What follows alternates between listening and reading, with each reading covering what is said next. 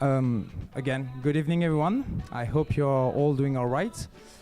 Thank you all for coming first. Tonight will be about cryptocurrencies in France, how this is acting, what's all the interests, the future of this. And to explain you this, we are happy to welcome two speakers. First, Mr. Roman Beyan will be our first speaker. Roman Beyan, who's a customer operation manager in the CoinHouse company, who will discuss about more what are cryptocurrencies, what is the blockchain, how this is going to impact our way of life in the future, what's the future of this system. And then Mr. Boé Eng, who is head of France in the Elastos company, who will present you an OS system which transactions are made only with the cryptocurrencies. But for now, I would like you to welcome someone.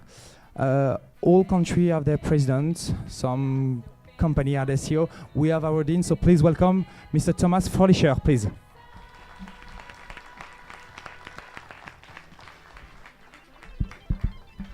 Well, thanks, Charles. But the president tonight, it's you. That's for sure. Thank you. Well, thank you very much. Just a few words, very quick word. Well, first I have to apologize because I lost my voice that was in Israel these last 5 days. Well, because of air conditioning and it was quite hot at the same time. Well, sorry for this. And sorry also because I'm just coming back. I will be in Paris and then I will fly to Russia and China next week. So if I want my wife to be there this weekend, I have really to go and well, stay at home a little bit. But I wanted to be there tonight, just to celebrate with you. I mean, this beautiful initiative. Well, blockchain is really the big subject. With other, I mean, the tech economy is back in business schools. That's a big issue for us at the time where we are, on a large reform of all our programs. We have to understand how to, well, make sure that all the graduates of this school will be, well, maybe they are not going to produce all the technologies, but you will have to work with this daily and to understand what are the challenges, but also what kind of value you can bring professionally in your different activities. And that's not only about finance, it's supply, it's management, it's marketing. Well, it's more or less, it's everywhere. So you have to transform this huge stock of data into value. That will be your work. I mean, that's for your generation, and that's really great.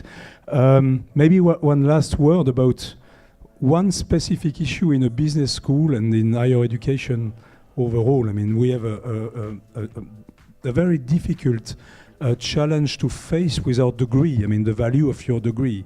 You would be really surprised if I started to talk about the number of times where we suspect that people, trying to come in this school, in Campus France, in India, in China, are putting on the table, false degrees. I think the blockchain will be probably for us, well, the unique possibility to be 100% sure that when people will enter in this place, I mean, we know what the real value of their degree. And the value of the degree is probably, well, the stronger element of our brand in the future. So we want to invest in something we can measure, maintain, and use in the future. And master in the future. Well, so thank you very much. Thank you, Have sir. a nice conference. Have a good evening. Thank you very much.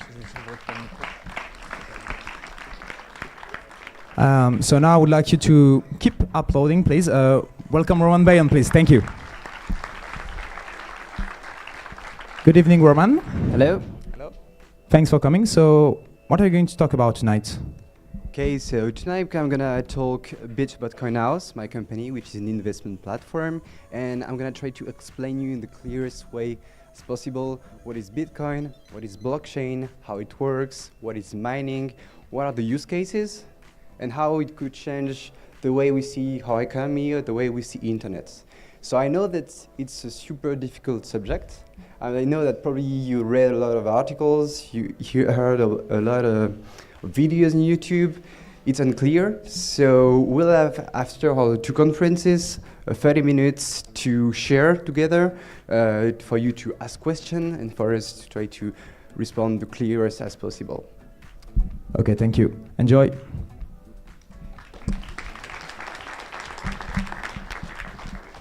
So first, is there any non-French speaker in the room?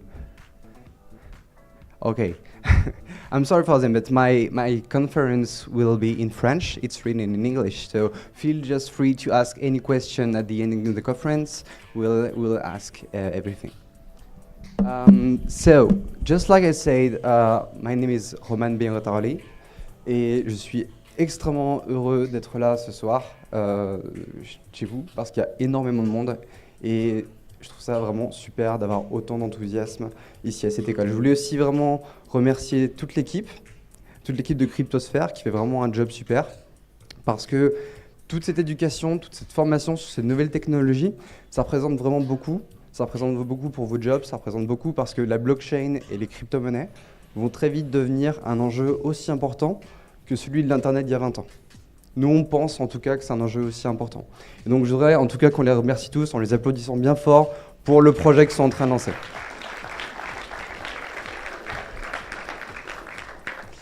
Alors, petit historique à propos de CoinHouse. CoinHouse, moi je suis arrivé en 2016. Mais ça ne s'appelait pas comme ça. Ça s'appelait la maison du Bitcoin, c'était à Paris. C'est un lieu physique. Qui est-ce qu'on a déjà entendu parler ou qui est déjà venu à la maison du Bitcoin? Ah, il y a quand même quelques personnes. Donc en fait, pour le petit historique, la maison du Bitcoin, c'est un endroit qui a été créé en 2014 par un ancien joueur de poker international qui s'appelle Eric Larchevêque et qui a fait le pari, en fait, en 2014, alors que Bitcoin valait que quelques centaines de dollars et Ethereum rien du tout, de se dire, on a une super technologie. C'est une technologie geek, on ne comprend encore pas grand-chose, il y a beaucoup d'informations, mais on ne sait pas comment l'utiliser. On va créer un espace à Paris où tous les entrepreneurs, tous les particuliers vont pouvoir venir poser des questions, se rencontrer, travailler ensemble sur ces sujets. À l'époque, on avait juste un petit distributeur de Bitcoin, donc ça ressemble à un distributeur de billets, sauf qu'à l'inverse, vous mettez des billets dedans et vous récupérez des Bitcoins. Et on avait des gens un peu bizarres qui venaient mettre quelques billets et récupérer des Bitcoins pour des activités plus ou moins bizarres. Bon, depuis, on s'est quand même pas mal professionnalisé. En 2017, je pense pour tous ceux qui s'intéressent aux cryptos, il y a eu un boom monstrueux des cryptos. Le nombre de cryptos actifs a explosé, le prix du Bitcoin a explosé jusqu'à 16 000 euros. Enfin, il y a vraiment eu une croissance monstrueuse des cours et avec ça, de l'intérêt. De l'intérêt du grand public, de l'intérêt des médias. Et ça, nous, ça nous a permis de créer de nouvelles offres.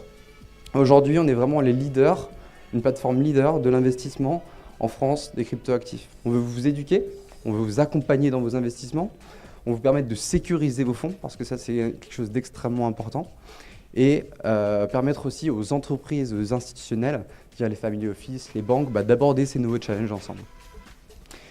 Donc maintenant, on va avoir à peu près 30 minutes ensemble pour parler de Bitcoin, pour parler de blockchain, et je vais commencer par vous prévenir de bien écouter cette conférence, parce qu'à la fin de mes slides, il y aura une image.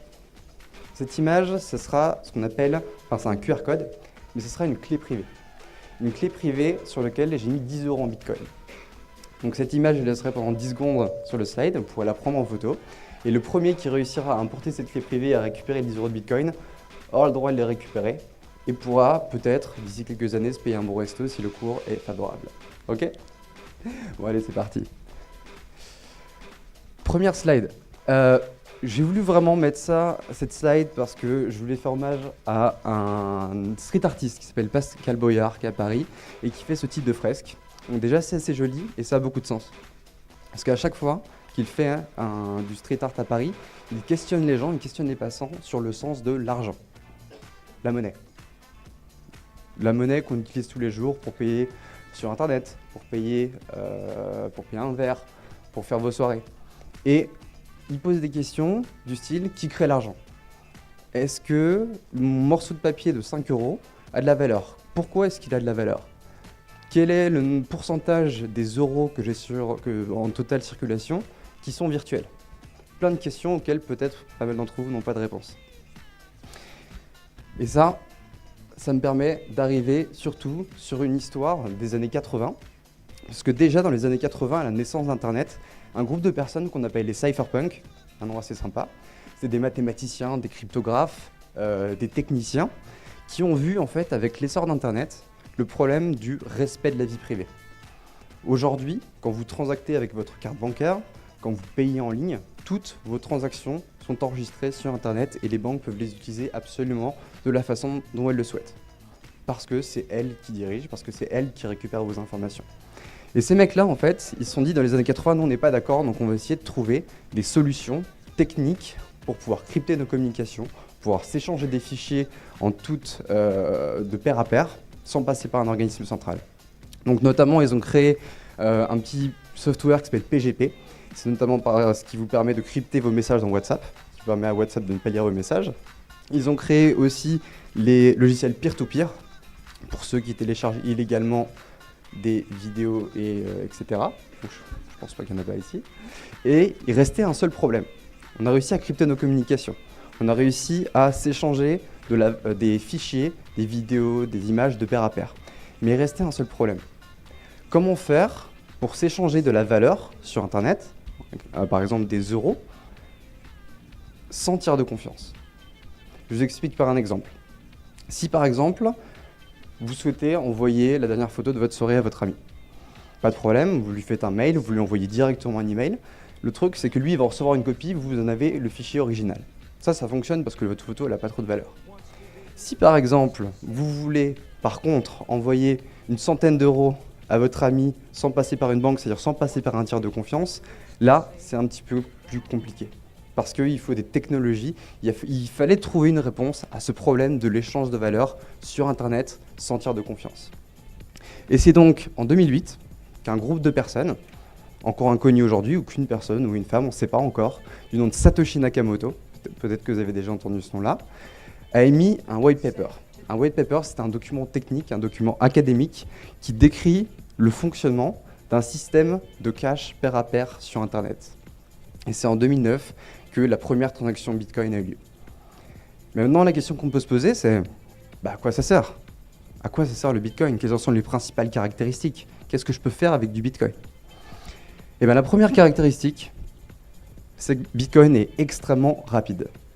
Que vous soyez en face de moi, que vous soyez aux États-Unis, que vous soyez au fin fond de l'Afrique, il vous suffira simplement d'un portefeuille Bitcoin, d'un wallet, d'une petite application sur votre téléphone mobile et d'une connexion Internet pour pouvoir commencer à transacter avec moi. Et ça, à la vitesse d'un email et de façon extrêmement sécurisée. Contrairement, par exemple, à des systèmes comme des virements SEPA qui peuvent, par exemple, prendre 48 heures si on n'est pas dans la même banque, en 2018. La deuxième caractéristique, c'est que c'est extrêmement sécurisé. Aujourd'hui, la fraude à la carte bancaire, c'est 566 millions d'euros en 2017. Les mecs qui se font pirater leur carte, les mecs qui se font pirater leur login mot de passe. Pourquoi?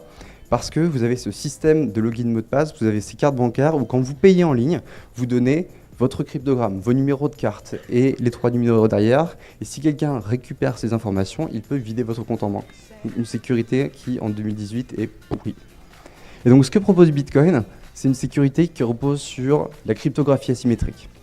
La cryptographie asymétrique, on s'en sert déjà dans l'armée, on s'en sert déjà dans le milieu bancaire, et c'est la première fois où on l'utilise vraiment dans le milieu du retail. Comment ça se passe?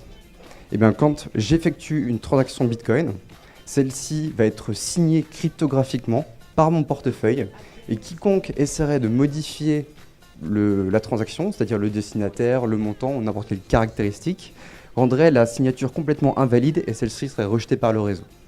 Donc vous voyez, déjà, on a deux avantages du Bitcoin par rapport au système traditionnel, le fait que ce soit extrêmement rapide et le fait que ce soit extrêmement sécurisé. Mais bon, vous allez me dire, bon, des systèmes rapides, des systèmes sécurisés, on a déjà pas mal aujourd'hui. On a PayPal, on a Lydia, on a Apple Pay qui arrive de plus en plus. Pourquoi est-ce que Bitcoin c'est intéressant? C'est intéressant. Et s'il y a un seul truc que vous devez retenir aujourd'hui, un seul mot, parce que c'est la principale caractéristique de Bitcoin, c'est que Bitcoin est un système totalement décentralisé. Ce que je veux dire par décentralisé, c'est que Bitcoin, c'est pas géré par une banque, c'est pas géré par un État, c'est pas géré par un groupe de personnes ni une personne. C'est géré seulement par un algorithme informatique. Un algorithme informatique qui s'appelle le protocole Bitcoin et qui dicte les règles de fonctionnement des échanges entre les différents utilisateurs. Vous allez me dire, bon, c'est bien beau, un protocole, un programme informatique qui gère les transactions. Comment est-ce que ça peut marcher, un truc pareil?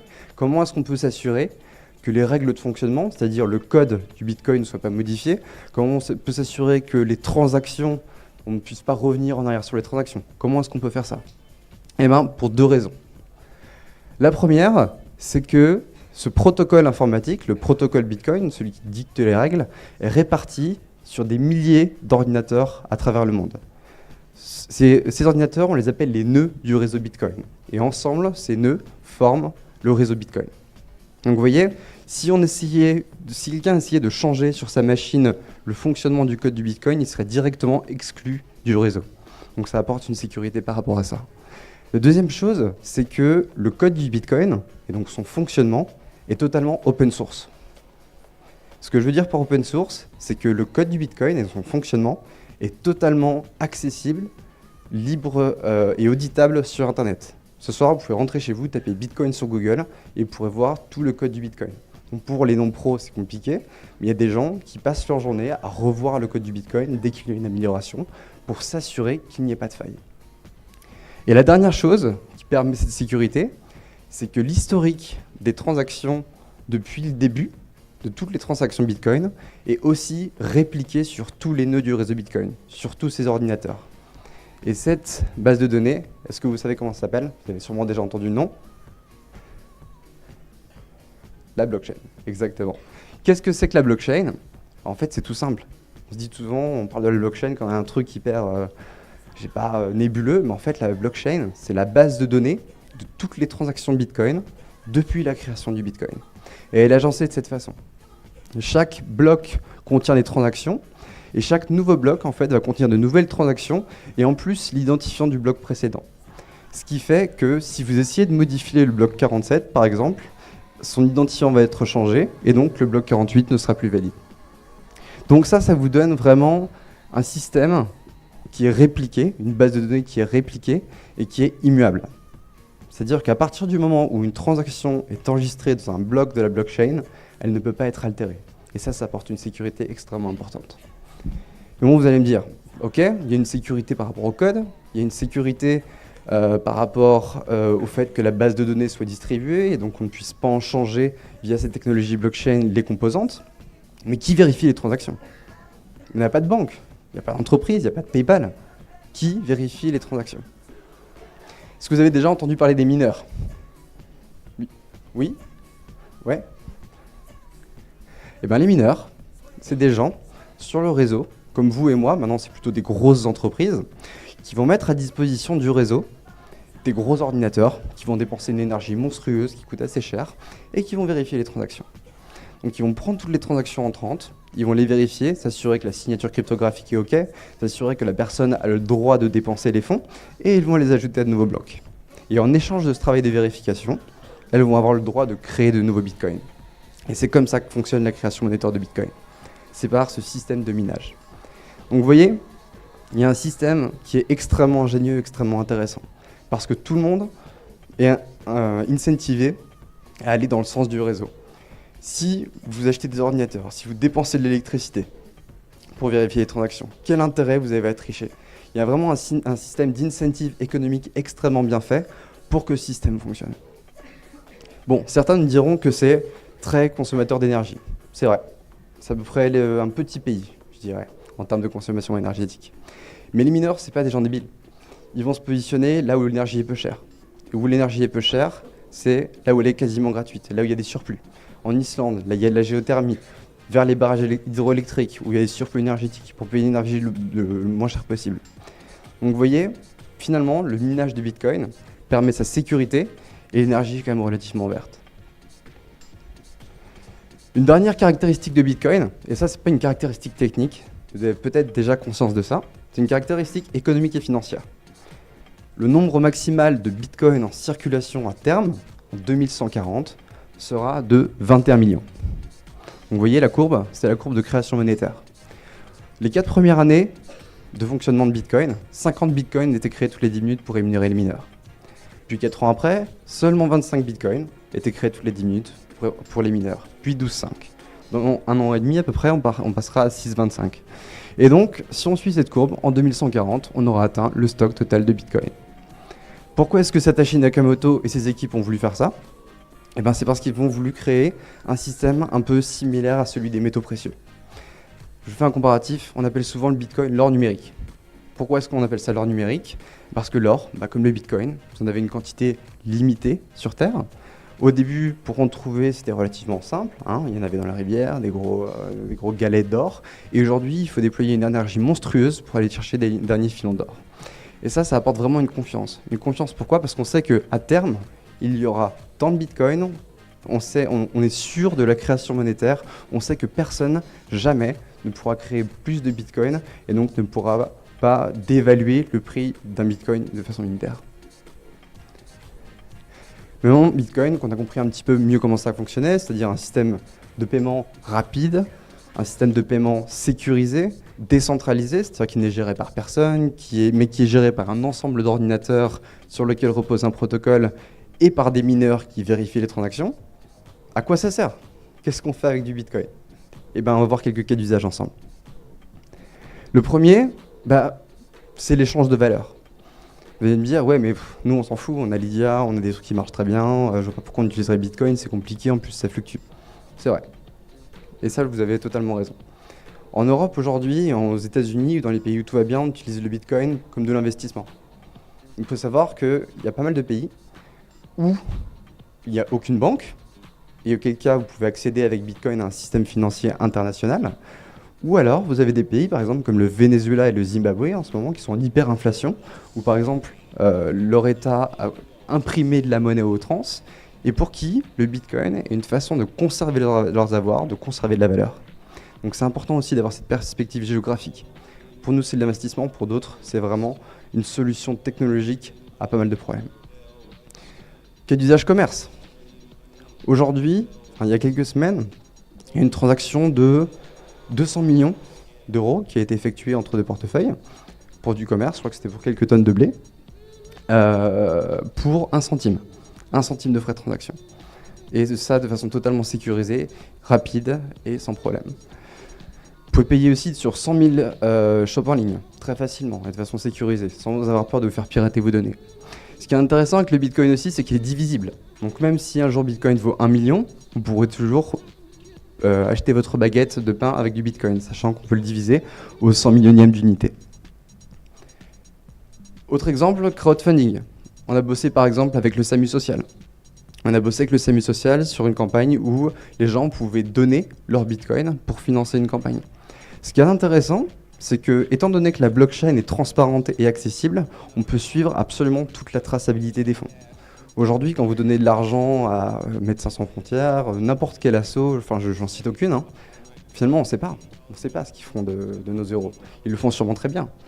Mais la blockchain, le Bitcoin apporte une transparence, apporte vraiment de la sécurité et une visibilité sur vos noms et sur n'importe lesquelles de vos transactions. Et le dernier cas d'usage dont je voulais vous parler, celui qui peut-être vous intéresse, qui a des bitcoins? S'il vous plaît. Ok. Qui investit en décembre ou janvier ou début d'année? N'ayez pas honte, c'est pas grave. Ok, désolé pour vous. Voilà, le Bitcoin pour nous Européens, Américains, est aujourd'hui un investissement parce que nous n'avons pas forcément l'utilité aujourd'hui. C'est un investissement qui est extrêmement volatile. On peut avoir une volatilité de 20 à 30% sur une journée. Pour vous donner un exemple, si vous aviez investi en janvier 1000 euros, en janvier 2017, 1000 euros de Bitcoin, à la fin de l'année, vous aviez 16 000 euros. Si vous achetez 1000 euros de Bitcoin, 1000 euros de Bitcoin en décembre, vous vous retrouviez avec quelque chose comme 200, 300 euros aujourd'hui. Donc vous voyez le potentiel de risque, reward, extrêmement important. Après, sur le long terme, nous on pense vraiment que c'est un investissement extrêmement intéressant, que ça va se développer et que la spéculation va être remplacée par l'utilité. Alors maintenant, je vais vous parler d'un aspect très important, la sécurité. Petite question, combien d'entre vous ont déjà perdu leur carte bancaire ou leur login mot de passe pour accéder à votre compte en ligne? Là, il y a normalement tout le monde qui lève la main, ça arrive à tout le monde. Ok. Si ça vous était arrivé avec Bitcoin, vous auriez tous perdu absolument toutes vos économies. Pourquoi? Parce que dans un système décentralisé comme Bitcoin, vous n'avez pas de conseiller. Vous n'avez pas de mail que vous pouvez contacter en cas de perte de vos logins mot de passe, en cas de perte de votre carte bancaire. Avec Bitcoin, la sécurité, elle repose sur les clés. Des clés cryptographiques dont je vous ai parlé tout à l'heure. 2 clés cryptographiques par portefeuille. Quand vous initialisez un portefeuille sur votre téléphone portable, il va vous générer des couples de clés. La clé privée, qui est une information secrète et qui vous permet de signer les transactions et d'être détenteur de vos bitcoins.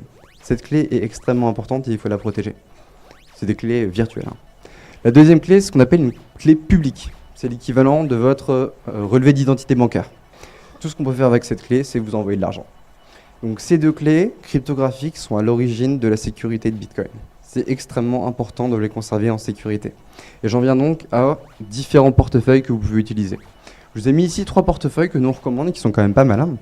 Vous pouvez télécharger sur votre mobile, iOS ou Android, et qui vous permettront de stocker des bitcoins en relativement bonne sécurité. 2 types de portefeuilles qu'on appelle les hardware wallets. Donc là vraiment, c'est des portefeuilles qui ont été créés pour la sécurité. C'est une entreprise française, donc on peut être fier, qui a levé 75 millions d'euros dernièrement avec des fonds étrangers, et qui crée ces produits qui sont vendus à plus d'1 million d'exemplaires à travers le monde. C'est vraiment des petits coffres-forts numériques pour stocker vos cryptos. Si vous avez quelques milliers d'euros, il faut quand même penser, pourquoi pas, à passer sur ce type de stockage. Très important, quand vous stockez des cryptos, quand vous initialisez votre wallet, quand vous initialisez l'application va vous générer une phrase de sauvegarde. Cette phrase de sauvegarde, elle fait entre 12 et 24 mots, et il faut l'écrire sur un morceau de papier, et elle vous permettra, si un jour vous pétez votre téléphone, ou si vous le laissez tomber dans l'eau, ou si vous le faites voler, de récupérer l'accès total à vos fonds. Donc c'est extrêmement important de penser à ça, et de bien sécuriser sa phrase de sauvegarde. Je dis ça parce que j'ai déjà vu des centaines de milliers d'euros de perdus à cause de ça. Notamment l'histoire d'un mineur irlandais qui avait miné pour plusieurs dizaines de milliers de bitcoins à l'époque où ça valait rien, qui avait ses clés privées sur son ordinateur, sur son disque dur, et entre-temps, il avait jeté son ordinateur à la décharge de Dublin. Puis un jour, il regarde la télé, et puis il voit la news, et il voit que le bitcoin est à 1000 euros, ou plus. Donc en gros, il avait quelques millions en fait, d'équivalent bitcoin. Donc là, il a lancé une vraie chasse au trésor pendant plusieurs semaines dans la décharge de Dublin pour essayer de récupérer ses clés, pour essayer de récupérer son disque dur, et malheureusement, il l'a jamais récupéré. Donc si vous voulez vous faire une petite chasse au trésor dans la décharge de Dublin, il y a un trésor caché. Donc si vous avez quelques jours à perdre certains week-ends, ou vous voulez aller dans le coin, ça peut être intéressant. Mais Bitcoin, il n'y a pas que Bitcoin. Bitcoin était le premier projet basé sur la blockchain. Premier projet, aujourd'hui on compte plus de 3600 cryptoactifs. Pourquoi? Parce que le code est librement accessible, on peut le reproduire, on peut le modifier, on peut faire de nouveaux projets. Et je vais vous parler un petit peu de ça maintenant. On va reprendre rapidement les caractéristiques de la blockchain. Donc on a dit que c'était une base de données distribuée qui était immuable, c'est-à-dire qu'on ne pouvait absolument rien modifier à partir du moment où une transaction ou une donnée était inscrite dans un bloc. Et on peut y stocker à peu près n'importe quel type de données. Ok? Ethereum, qui en a entendu parler? Ah, super, on a des connaisseurs. Alors, Ethereum, c'est le deuxième cryptoactif en termes de valorisation, en termes de capitalisation. Et Vitalik Buterin, qui est le créateur d'Ethereum, a cherché en fait à répondre à un besoin et à répondre en fait au fait que Bitcoin, ça ne permet pas de faire grand-chose à part de l'échange de valeurs sur Internet. Je vous explique. Par exemple, monsieur, si je veux vous envoyer un Bitcoin, je vous fais une transaction, vous allez recevoir votre Bitcoin, et après, hop, c'est fini. Je ne peux pas mettre de conditions dans ma transaction.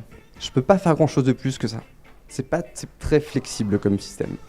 Vitalik Buterin, le créateur d'Ethereum, a souhaité créer un système beaucoup plus complexe, beaucoup plus complet, beaucoup plus flexible, qui permettrait de faire ce qu'on appelle des smart contracts. Smart contracts, qu'est-ce que c'est? C'est des transactions dans lesquelles on va mettre du code informatique. Et ce code informatique, en fait, va appliquer des conditions de réalisation de cette transaction. C'est aussi simple que ça. Je vous donne un exemple. Un exemple, par exemple, qui est celui des paris sportifs. Je parie que l'équipe de foot de Paris va gagner contre Rennes d'ici 2 semaines. Ok? Je fais ce petit morceau de code sur la blockchain et je l'envoie sur la blockchain Ethereum comme une transaction à condition. À réalisation de la transaction, automatiquement, le code va s'exécuter de façon sécurisée, transparente et automatique, sans tiers de confiance. Et le gagnant, c'est-à-dire le Parisien, va récupérer l'intégralité des Ethers mis en jeu. Donc, vous voyez, on peut faire énormément de choses. De l'assurance, du crowdfunding, des levées de fonds. On peut tout coder dans un smart contract Ethereum. Et ça, il y a vraiment des applications qui sont sans limite. Mais il n'y a pas qu'Ethereum. Il y a de multiples crypto-assets. On compte aujourd'hui plus de 1500 cryptos, on va dire, à peu près intéressantes avec un projet pertinent. Par exemple, il y a Ripple. Ripple, c'est une société, c'est une entreprise qui vise en fait à remplacer les instituts bancaires pour le virement SWIFT. On a IOTA. IOTA, c'est une crypto-monnaie qui vise en fait à servir l'Internet des objets. On a aussi Litecoin, c'est un Bitcoin un petit peu plus rapide. On a Monero, qui est une super technologie qui pour le coup permet de faire des transactions qui sont totalement anonymes. On a Tezos, qui est un peu l'équivalent d'Ethereum, mais un petit peu plus complexe et un peu plus intéressant en termes de gouvernance. Donc vous voyez, aujourd'hui, Bitcoin, en 2009, un projet, la décentralisation de la création monétaire, la décentralisation des échanges de valeurs, et aujourd'hui, à peu près 10 ans après, énormément de projets, énormément d'applications, énormément de développeurs, de businessmen à travers le monde qui commencent à travailler sur ces technos. Et ça évolue extrêmement vite. D'ici quelques années, on aura des applications qui seront utilisables par vous. Vous utiliserez des applications blockchain sans même le savoir. Comme aujourd'hui, vous utilisez Internet, Google, Facebook, sans même savoir que vous utilisez un protocole d'échange qui s'appelle TCP/IP qui a été inventé il y a 30 ans. Dernière chose dont je voulais vous parler, est-ce que vous avez entendu parler des ICO? ICO, oui. Qui investit? Un petit peu moins? Bon, d'accord. Les ICO, en fait, c'est un nouveau moyen de lever des fonds. Quand vous êtes une entreprise, vous avez différentes façons de lever des fonds. La première façon, quand vous êtes une start-up, c'est de faire du capital risque. C'est-à-dire que vous allez demander à des investisseurs d'investir dans votre entreprise en échange d'actions. Okay? Et ben, ce que les cryptos proposent, en fait, c'est de se financer en émettant une nouvelle crypto-monnaie, en émettant un nouveau token, on appelle ça comme ça. Et ce token, il peut représenter plusieurs choses. Il peut représenter, par exemple, des parts de l'entreprise, on parle de security token. Ce token, il peut représenter un droit de vote, il peut représenter des dividendes, il peut représenter aussi une utilité sur le futur service. Et donc, ces startups qui lèvent via ICO vont récolter des bitcoins, vont récolter des Ethers, vont les changer en euros et vont pouvoir se financer. Donc ça, c'est une nouvelle façon de se financer qui disrupte un peu le capital risque. Et donc là, vous voyez, en fait, depuis janvier 2017 jusqu'à décembre 2017, l'évolution en fait du nombre d'ICO. Il y en a énormément, il y en a de plus en plus. Et les montants sont de plus en plus élevés. Ici, sur cette petite vidéo, vous allez voir le nombre d'ICO qui se développent par pays. Donc, la plus grosse et la première, au début, s'appelait The DAO. Elle a levé 160 millions. 160 millions. Et aujourd'hui, ça se développe de plus en plus. De plus en plus de projets lèvent des fonds via cette nouvelle méthode.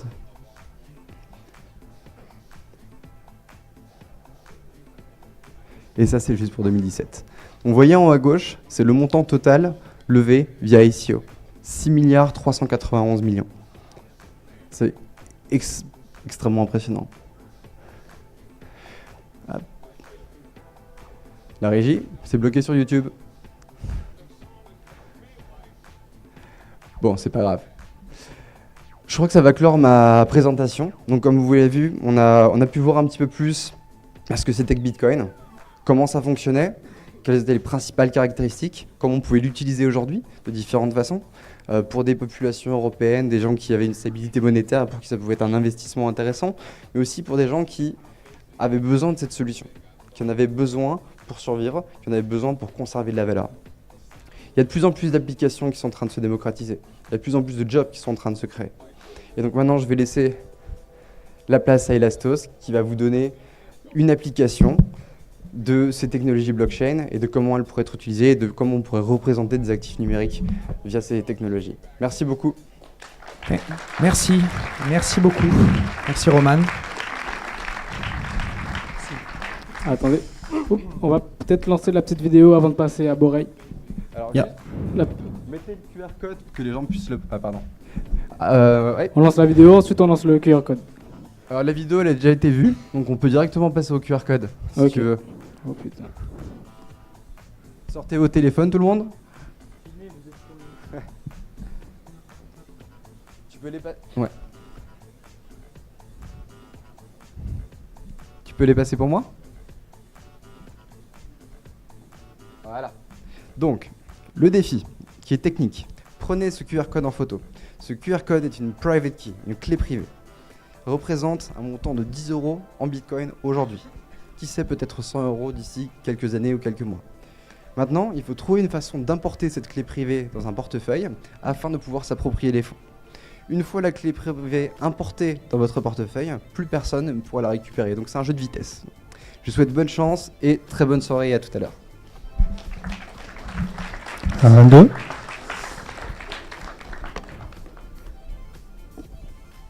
You're still following? You're not lost? No, you're doing good. So Boré, now you're gonna tell us more about your project. Yes. Yes? Okay. Thank you. Thanks.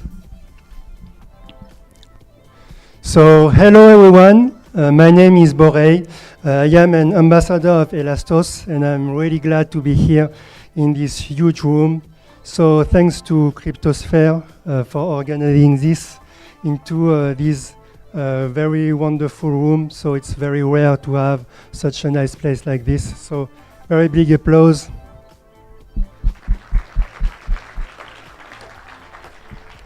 So, I have a computer science background, and I will give you now a quick introduction to Elastos.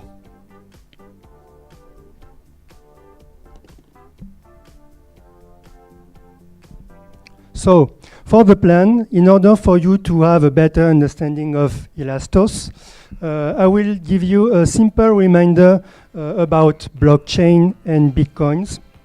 After that, I will continue by giving you a small, very simple, concrete Elastos definition, and I will break down the subject. So I will talk about the history and the challenge, what Elastos currently do, so the simplified architecture after, and finally, the most important for you, the use cases and the token economics. So how can you use Elastos for your own business?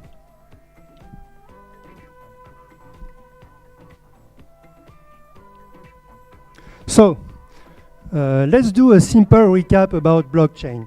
So what is blockchain? We saw earlier that blockchain is a distributed database. It means that unlike a central database, this database is managed by a network of computers. The blockchain acts also as a public ledger. So what is a public ledger? It means that every transaction is visible to the public, nothing is hidden, and everything already written cannot be modified and cannot be deleted. Okay? So because the blockchain does not belong to anybody, and you have this specificity of immutable transaction, the blockchain can be used as a trusted third-party component. It means that you can trust the blockchain in order to save sensitive data. I mean, your identity, your transaction like Bitcoin, and even your ownership rights. For example, if you want to buy a house, you can save these ownership rights to the blockchain. Nobody can modify the blockchain, so this is very suitable for.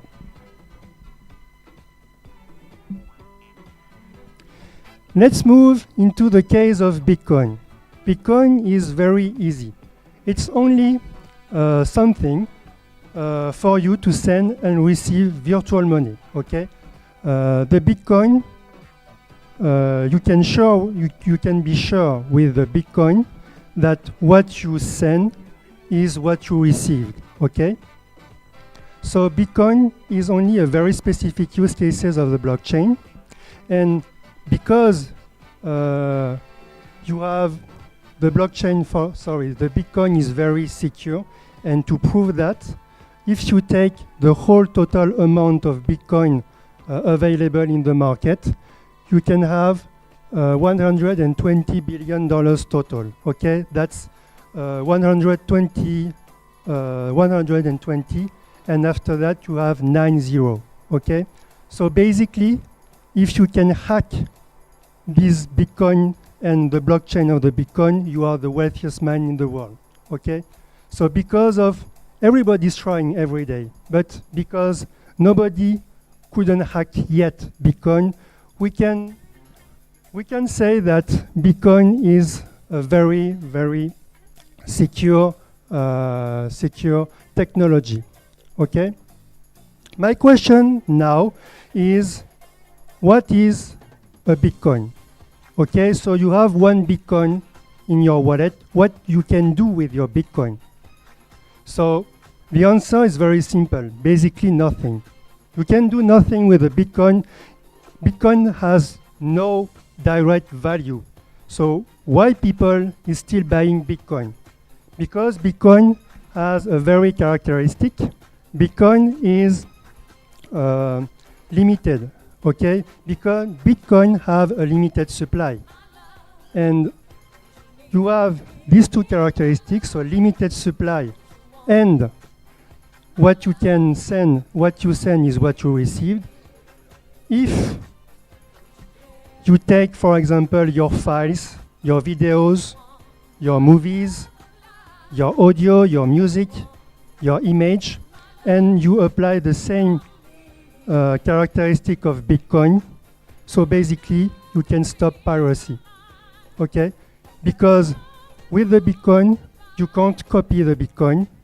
With the Bitcoin, what you send is what you receive. If you apply this to any transaction, for example, if you want to sell a music, if you want to sell a movie, the one who will receive the movie can't copy the movie. Okay, it's like Bitcoin, and this is what Elastos is all about.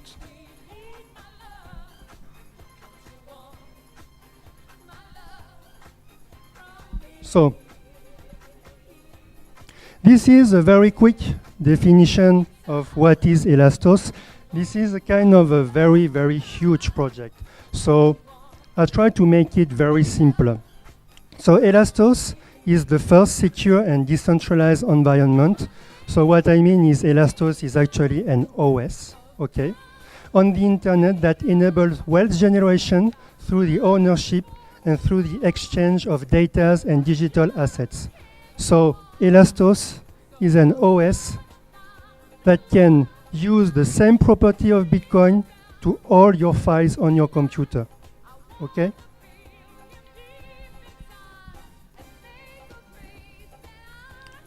So, for the history of the project started very long time ago with a man, Mr. Rongchen, on the left.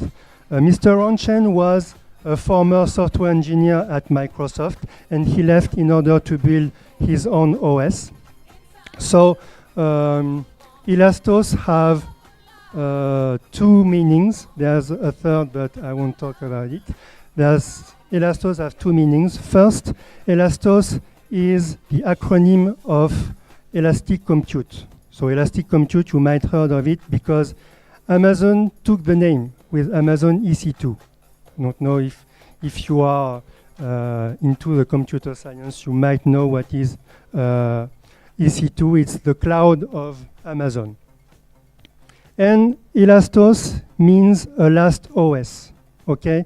So this OS can be installed in every device with every existing operating system like Android, like iPhone, and you can install it also with IoT, so with a smart object.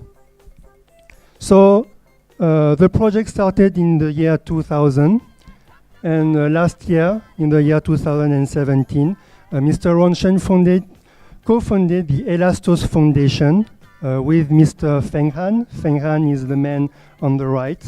So Mr. Feng Han is more responsible for the contacts, the business contacts of Elastos, and Mr. Rongchen is responsible for the technical part of Elastos. So Elastos is a very huge project financed by a lot of big names in cryptocurrency. So NEO is another Chinese cryptocurrency project. It's like Ethereum, smart contract and everything. Bitmain is a famous company to build mining machines. And Foxconn is the world leader electronic supply. Elastos is a very huge project, so now this project contains more than 10 million lines of code. Okay? So now I will go deeper into the tech, not too deep because otherwise it will be difficult to understand, but enough to understand the philosophy because Elastos is very huge. I will talk about first the runtime. The runtime is the safe environment of Elastos. Secondly, I will talk about the carrier. The carrier is the networking protocol of Elastos. And finally, I will talk about the blockchain, which is only a small part of Elastos. So, quick reminder before going too deep into the Elastos project. Quick reminder about how we use internet and what is internet. Okay, so to make this clear, internet is simply an infrastructure. It means that internet allows you to connect two PC around the world with one network. Okay, so you might be confused with this logo. It's called Internet Explorer, but actually this is a very wrong understanding of what is internet. So internet is only an infrastructure. Okay, it's cable. It's not magic. Okay, it's cable from the ground, cable from the sea. And with internet, we used to go to the web with protocols. Okay, protocols works in a very free way, like as we said. So the most common protocol, like HTTP or FTP, it's client-server protocol. So the basic functionality of the client-server protocol is I am the client and I want something, I want to download something. I just call the server gives me what I request, okay? So the client sends the request and the server needs to listen for someone in order to respond to this request. Let's see now how everything usually works when you are using an app and when you are using a browser. Okay? So first use case, I want to upload something. Okay? Let's say I want to upload a video on YouTube. What's happened? I have the video in my computer and I send a request to a server. It's a YouTube server in this case. And the video is sent to YouTube, and YouTube can stream the video to anyone in the world. So in this first case, we have two problems. Okay, the first problem is the ownership of your data. So when you send something to another server that not belongs to you, basically your data is not your own property. So when you send a video to YouTube, the video belongs to YouTube. Okay, it belongs to you anymore because YouTube, they can do everything with your video. They can scan your video, and you know there's kind of a protocol that can automatically find subtitles. It's crazy things. I don't know how they did it, but there's something who analyze your videos. And secondly, because this server is centralized and because this server needs to listen, they might get hacked someday. Okay, even YouTube. So I don't know if you noticed, But 2 days ago, YouTube just crashed at midnight. There's kind of a Twitter thing. There's a lot of, story about this. That's proof that when your data is on YouTube, your data, you don't have any control with your data anymore. Okay? So second use cases. I want to buy something. I want to buy a song. I want to buy a movie. So what's happened? I use a server to download a movie. And when the movie is on my computer, what I will use what we call a media player. Okay? The media player here is the wrong thing. Why? Because thanks to the media player, you can now copy your music, you can now copy your movie, and then send to your friends, and then send to anybody. And because of the media player, you have piracy. Okay? So Elastos will try to solve these two problems. First, the ownership. Okay? So we will get rid of central server. Second, the media player. Okay? In the environment of Elastos, we don't have any media player. So we simply stop piracy. So let's deep dive into the Elastos tech. So Elastos provides us what we call the runtime. The runtime is in a virtual machine. Okay? For somebody who already tried to run Windows on a Mac, does anybody try to run a Windows on a Mac? Yes? You might use what we call a virtual machine, okay? What is a virtual machine? A virtual machine is simply a closed environment that enables the separation of anything in the environment from outside. For example, from the host OS. So if the host OS being hacked or being infected by a virus, your virtual machine won't have anything, okay? So inside this virtual machine, you will have all your app, all your file from Elastos with the blockchain property of Elastos, okay? And you can see here, everything in Elastos, every file is considered as an app, okay? So your music will be an app, your videos will be an app, and I will explain later why.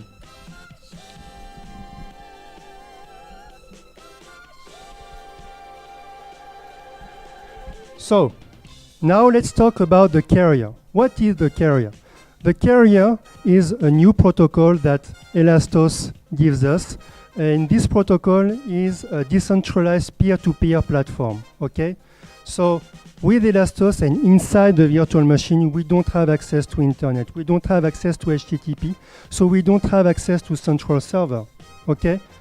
Because we don't have access to central server, any hackers can't send any fraud data, hacking data. Why? Because central server, because you can't listen from any incoming request because we have central server. We don't have central server, sorry. So we have a peer-to-peer network. It's like BitTorrent, okay? So this peer-to-peer network have a very specificity, okay? So each time a smartphone or a device wants to make a request to this carrier, they need to be authenticated. So an ID authentication is required for each request to the Elastos carrier, okay? So basically, nobody can't do any hacking attempt without being noticed by the carrier and be blocked by the carrier, okay? So this ID makes the communication more reliable, more trustworthy, and more secure.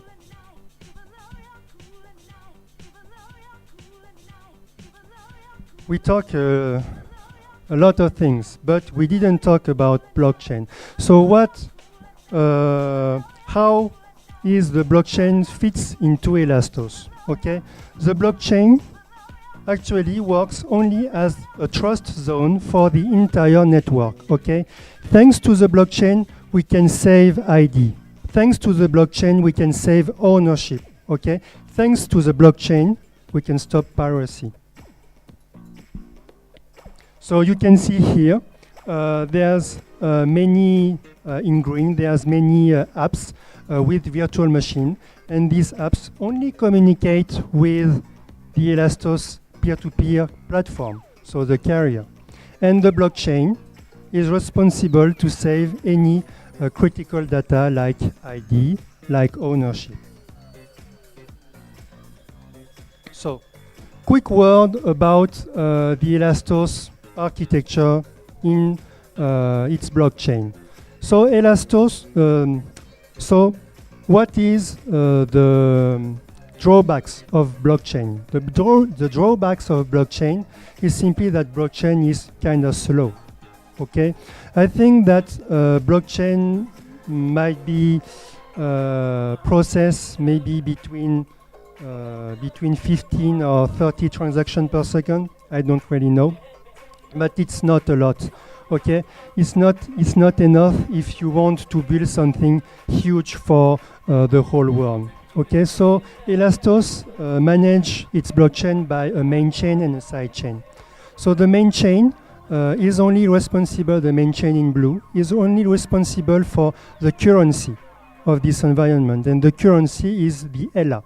So ELA did a token sale in early January, and with the token sale, we give to all the investors some ELA, and you can buy ELA in a very famous exchange like Huobi. So the ELA can be bought in exchange for fiat money and vice versa. So if you own some ELA, you can exchange the ELA with fiat money. So the main chain in blue will be responsible for any ELA transaction, so the money of this ecosystem. And the side chain is another blockchain, so you can have many side chains as you want. The side chain will use as scaling solution for the main chain, okay? So to solve scalability, it's a term to when you increase scalability, you increase the number of transactions per second, okay? So to increase scalability, for each functionality, you can create your own side chains, okay? So there's already some existing side chains into Elastos. So for example, the ID, the decentralized ID is a side chain, but you can create other side chains after, called more friend chain, to make compatible existing project, okay? So you can make a side chain for Ethereum smart contract, you can make a side chain for Neo smart contract, and you can basically deploy any of your application using Neo or Ethereum smart contract into Elastos.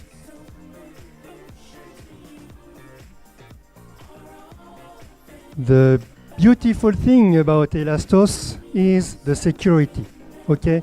So we saw with Bitcoin.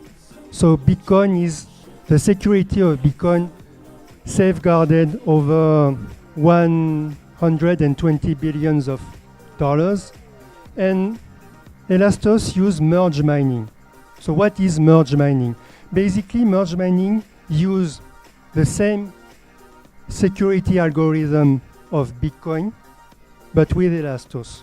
It means that you don't do any extra mining to secure Elastos because the blockchain of Bitcoin will do it for you. Elastos use the same mining algorithm, so it's only a small thing to activate, and every Bitcoin miners can secure the Elastos mining. So basically, you can have the safest way to secure something applied to Elastos. So Elastos is basically very secure.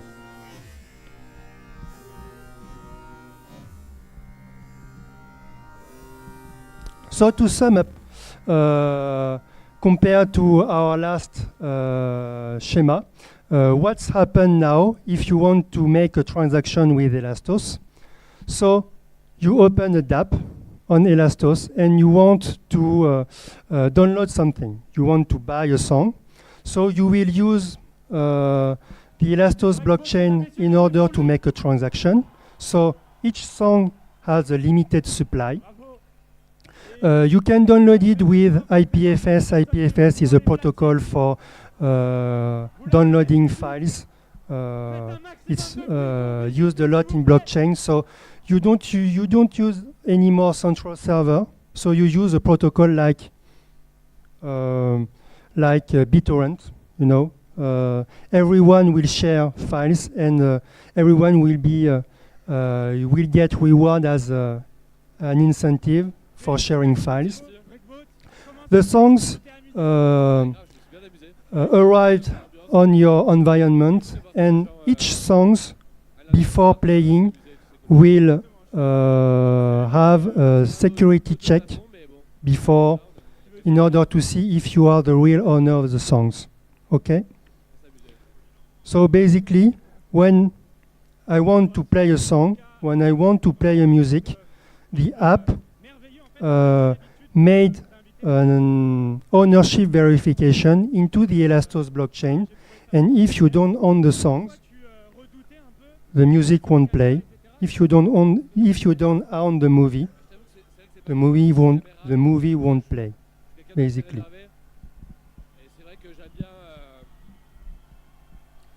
So to sum up for this technical part of Elastos, Elastos provide a safe environment via virtual machine to provide a secure space for any dApps.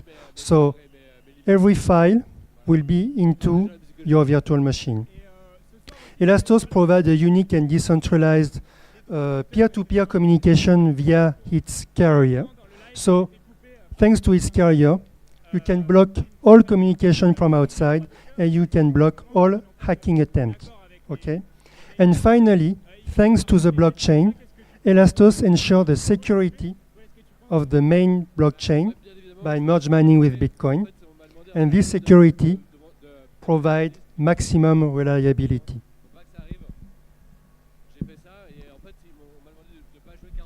So now let's talk about token economics, and this gets more and more great. Okay?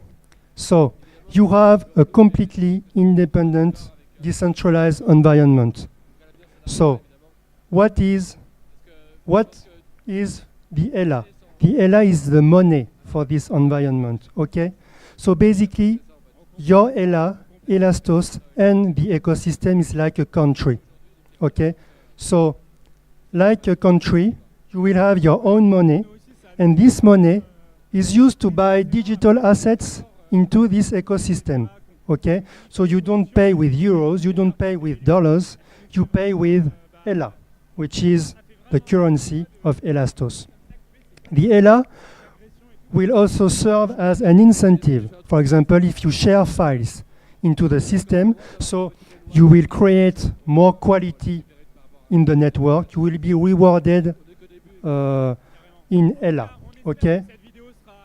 ELA can be used also as a fee for Elastos services. For example, if you want to go to the internet in Elastos, you can buy domain names, and the domain names can be bought by ELA.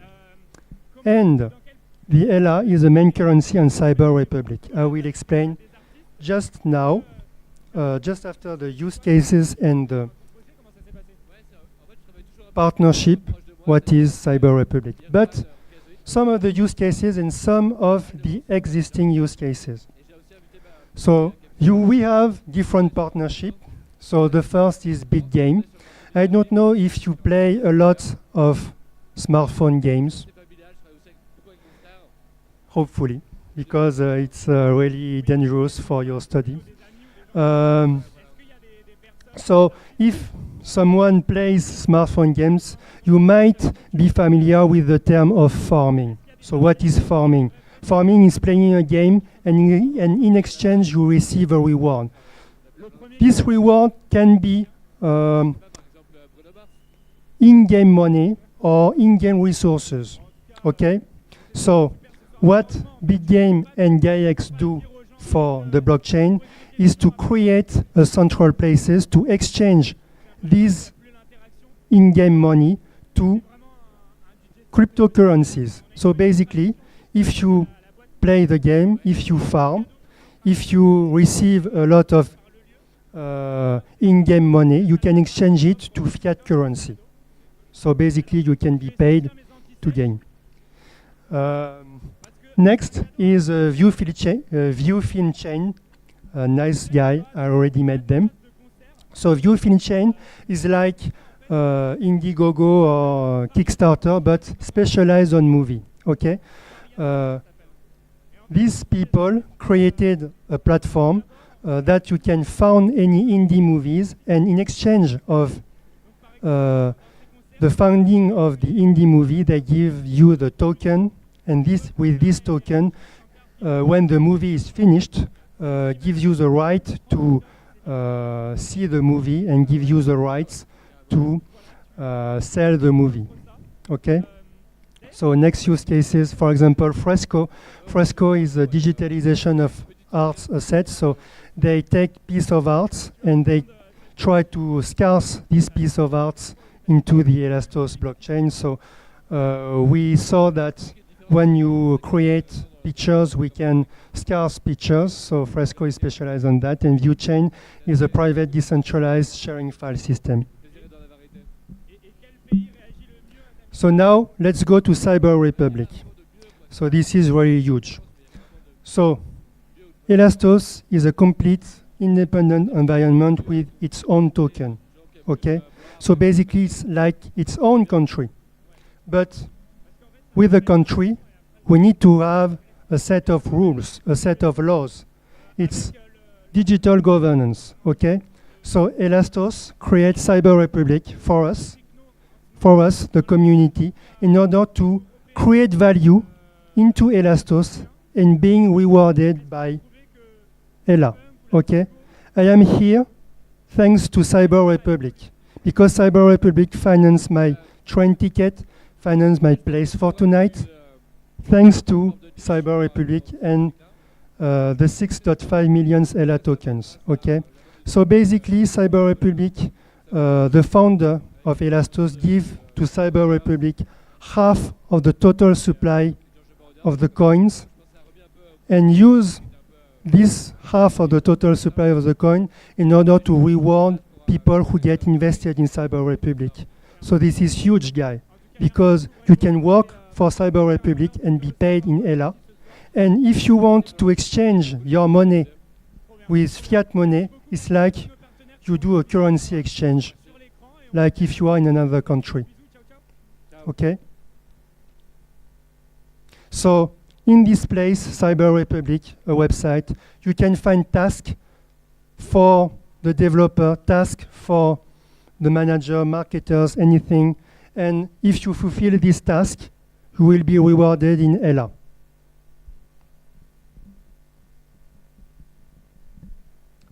So with this governance, we have government, okay? So Empower 35 is created actually very recently.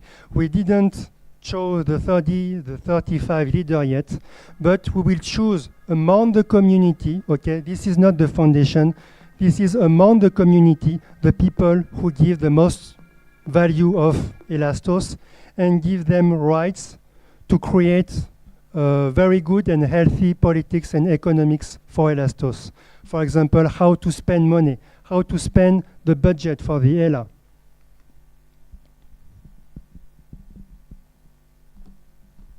And finally, this is a little bit advertising. And finally, CR100. So CR100 is an action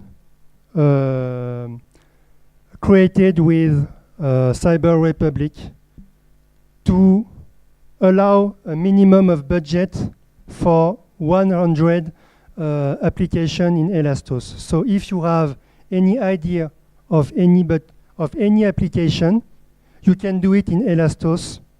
So you can see Cyber Republic, talk about your project, and each of the project listed here. So this is not all the project, but we have 100 project is evaluated to the equivalent of 100,000 euros per project. So if you are poor, you can apply, and Elastos will give you 100,000 euros for doing your project and for investing in a team. Okay, this is huge. And they give this only because they bet for the community. Okay.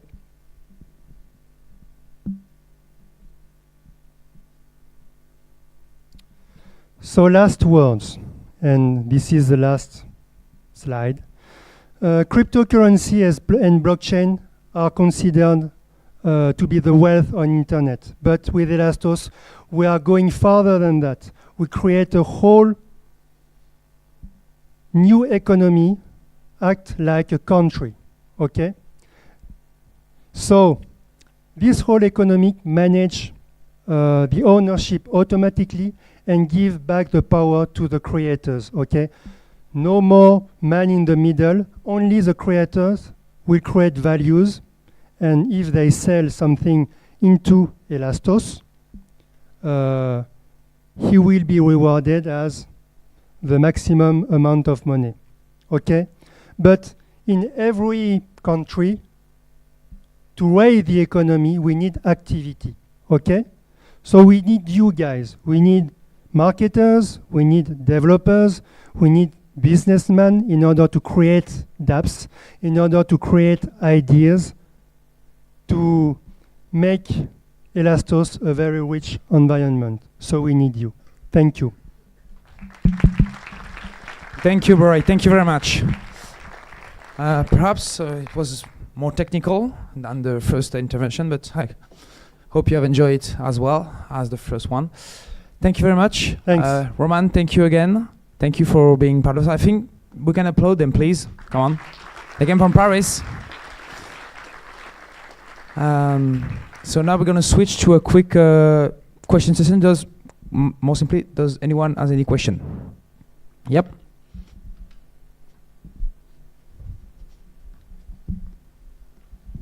Oui, bonjour. Merci pour votre intervention.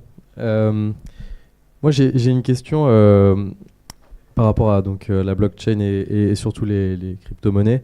C'est avec tout ce que vous venez de nous expliquer, là, toute cette pédagogie que vous faites et qui est très importante, parce que c'est vrai que c'est des technologies qui sont encore un peu floues pour le plus grand nombre.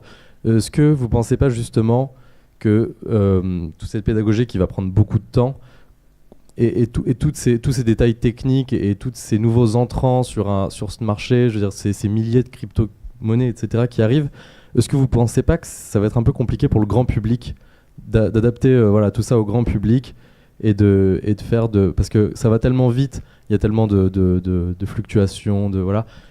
Est-ce que ça manque pas un peu de stabilité voilà. Merci. Alors merci pour ta question déjà.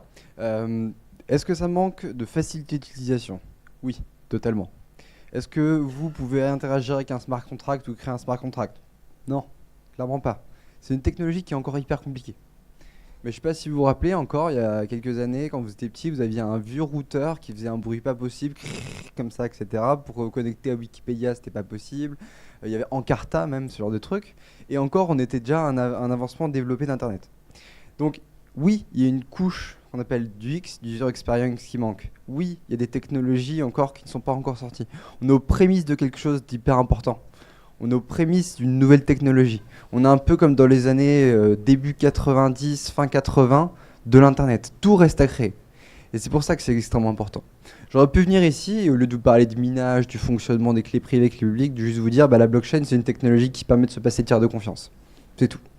C'est ça, hein, c'est hyper simple. D'ici quelques années, je dirais 4-5 ans, vous utiliserez des applications, comme je vous ai dit tout à l'heure, avec une base blockchain, mais avec une jolie couche d'user experience par-dessus qui vous permettra de même pas vous en rendre compte. Et c'est ça l'intérêt. Mais oui, clairement, je suis totalement d'accord avec toi. Aujourd'hui, on n'y est pas et tout est à faire et ça évolue très très très vite. T'en prie.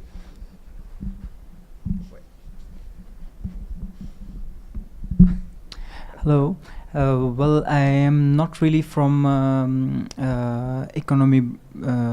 economic side. I'm more of a computer scientist. My question is, it's about economy. So please, yeah. Basically, what I have been thinking is that the real money that we use, the promised notes that we hold in our hands, that we can feel, they are being regulated by the government, and in a way it's a kind of insurance for us. So it is, I mean, if we think about it, the governments can actually save us from crisis and the crisis of any currency that may occur, but there is nothing like that in Bitcoin. So for example, there have been scammers in the economy who just bought a lot of shares, and then they manipulated the markets to such an extent that the whole ecosystem kind of crashed. So in Bitcoin, this is really, really easy, I'm sure, with the big players who may own, like, let's say 10%, 20% of whatever it is. We don't know who are they and all. So what do you think about it, and where are we going? Because this cannot be stopped by the government, and the government cannot stop it. So where are we heading to? Okay. So where are you from first? I'm from India. Okay. I've got a great story from India. Actually, 2 years ago, there was a problem about big banknotes of rupiah, right? Yeah. The governments just say at some point, we want to cut off the black markets and fraud and all this kind of stuff, and just said most of the banknotes won't be allowed. So you need to go to the bank and need to put your big banknote in your bank account. The problem is, a lot of people maybe in India, maybe I'm wrong, but don't have any bank accounts. Or maybe they don't have ID at this moment and they had 2 weeks to do this. That shows that if you have a centralized government that can choose if your banknote has value or not, you're screwed.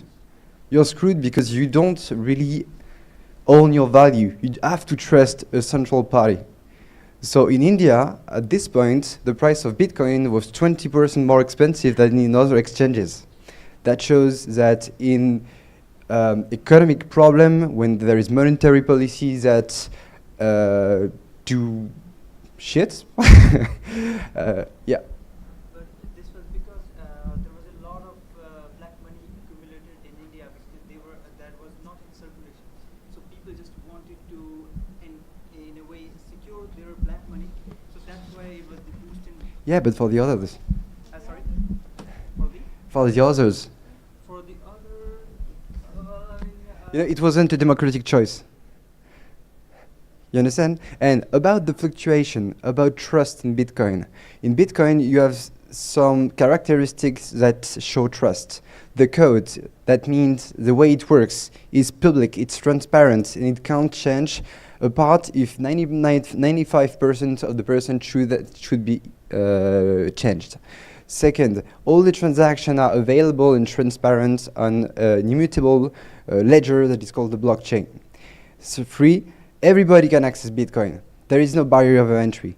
You can download an application on the Play Store or on Android that allows you to access the Bitcoin network, and you can start transact wherever you want without any barriers, without any fees, in a secure way. That's why I think Bitcoin is a great solution. I totally agree that it's volatile. It's volatile. You can lose 20%, you can get 20%. But if more people get access to this cryptocurrency, the capitalization, this means what it's worth in the entire parts. If it gets bigger, the fluctuation and the volatility will be less. Volatility is getting less and less. So in 5 years, maybe Bitcoin will have the same volatility than euros. We don't know. But right now, it's super new, and we'll see what it's going to be later. But thank you for your question. It was a great question. Sorry, there was a question first. Bonjour, je vais parler moi aussi donc des États, mais sous un autre point de vue. Vous parliez tout à l'heure de la blockchain comme quelque chose qui allait se démocratiser de façon comparable à Internet aujourd'hui. Est-ce que est-ce que cela n'amputerait pas l'État d'une part non négligeable de ses revenus, et est-ce que cela ne serait pas extrêmement dangereux? Je pense notamment en termes de budget, notamment pour l'éducation, la sécurité ou même le côté militaire. Je vous remercie. Alors, tout dépend de quel côté tu te places. Bitcoin, ça a été créé par des gens, c'est des libertariens, c'est des gens qui pensent que tout le monde a le droit de faire absolument ce qu'il veut à partir du moment où ça ne dérange pas l'autre. Donc, ils considèrent que le libre-échange, la liberté d'entreprendre, etc., c'est des droits inaliénables. Donc, de leur point de vue, voilà ce qu'ils pensent. Après, la blockchain, ça n'a pas changé absolument tout. La blockchain, c'est une super technologie. Pendant certaines années, 2016-2017, on a dit ça va résoudre la faim dans le monde, ça va nous permettre de changer absolument, de faire des trucs pas possibles, quoi. Alors que la blockchain répond à certains cas d'usage, notamment la monnaie pour Bitcoin, notamment la création d'applications pour les smart contracts, peut-être d'autres super applications, mais aujourd'hui on n'en a pas vu le jour. Donc, pour certains cas d'usage, ça va changer absolument tout, mais je ne pense pas que ça changera totalement la façon dont aujourd'hui, notamment, on récolte les impôts ou ce genre de choses. Ce que ça peut changer, c'est en termes de gouvernance, en termes de vote. Il y a déjà des systèmes de vote qui ont déjà été créés sur une blockchain, qui permet à tout à chacun de pouvoir voter avec son portefeuille, c'est-à-dire avec ses clés privées, pour un choix ou pour l'autre. Donc ça, il y a des systèmes qui sont en train de créer, mais je ne pense pas que ce soit un danger pour l'État. Et de toute façon, le but, c'est quand même de redonner le pouvoir à l'être humain, et pas de redonner le pouvoir. Enfin, après, tout dépend de quel bord politique on est, je pense. Mais voilà. D'autres questions? Ok, I think. Bon, dernière question. Hey guys, my question is about the energy consumption of transactions of Bitcoin. How do you guys think about the future of Bitcoin, given the fact that one Bitcoin transaction consumes as much energy as a house for 9 days? What do you see that as the future, and how can that actually change, the infrastructure behind it change to solve this problem? And seeing as your platform is built off Bitcoin and the mining on that, how are you guys thinking about that going forward? Okay, so it's actually a problem with Bitcoin about the energy consumption. It's right, okay? But if you want to compare, for example, with the energy that is spent by the entire banking ecosystem to maintain, or to the gold extracts, it's less, okay? And it's necessary to secure the transaction. It's necessary. Without the mining, we can't secure transaction, we can secure the blockchain. Secondly, like I said just before, miners are not stupid. They are looking for the cheapest energy. And the cheapest energy are the energy that is green. For example, the water, sorry, I don't know the word, the wind energy, the water energy, energy can't be stored, so they plugged directly to those companies, to those infrastructure. They are also in geothermy, okay. So it's really cheap energy, it's green energy, and we assume that today 80% of the mining energy is green. But other cryptocurrencies are looking for alternatives. Ethereum, for example, is looking for a new algorithm to verify transaction and to mine, which is called the proof of stake, and which basically won't need any computation cost, no electricity. But it's been 2 years they're working on it. They still try to find a solution that could, in a way that we could move from proof of work to proof of stake without any security problem, because we are talking about billion of capitalization. So there is solution. The solution will be found. But today, in order to have secure network, we need to work this way, and it's quite green. I wanted to add something with Bitcoin. This is my only point of view, so it's not truth or something. I think Bitcoin is a reference for all cryptocurrency. If Bitcoin is down, everything is down. If Bitcoin is dead, everything is dead. That's my point of view. So I think that Bitcoin cannot really be shut down. So Elastos, comparing to Bitcoin, use 0 more energy. So we assume that Bitcoin will still continue to live because it will be considered as a reference, and maybe other new projects might find some new solution like proof of stake. Thank you, guys. Thank you, everyone, for coming tonight. Hope you have enjoyed the presentation and this conference. Sorry, I was looking for my word. We hope to see you again in our next conference. So once again, thank you for coming, and thanks especially to you two and all the Cryptos team, of course, but especially to you two to come from Paris. Have a good evening. Goodbye. Bonne soirée tout le monde. Merci beaucoup. Merci les gars. Merci. De rien. Du coup, on va switcher sur le cocktail rapidement. Ouais, moi je vais switcher très rapidement. Toi, très rapidement, donc je vais t'envoyer un 3 verres de cidre pour en plein parler. Exactement, c'est ça. Un peu. Là, les gens vont partir. Juste qu'ils ne viennent pas vous poser des questions encore et encore. Et ceux qui vont rester, ceux qui vont cocktail normalement. Ok, ça marche. Hop là, tiens, je te donne ça. On va les laisser là et puis j'irai mettre de leur monter en régie.